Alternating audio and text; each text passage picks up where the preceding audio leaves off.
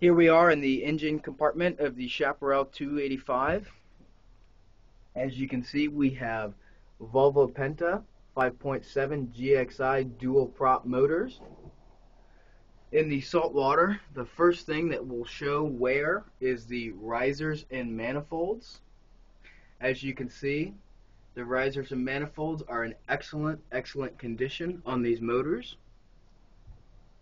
You have 3 batteries, one for each motor and one for the house system. The stainless steel exhaust, through-hull exhaust, the riser and manifold on the starboard motor,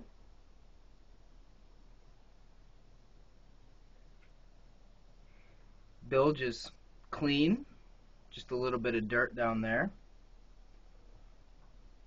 fuel water separators, alternator, and the aluminum fuel cell.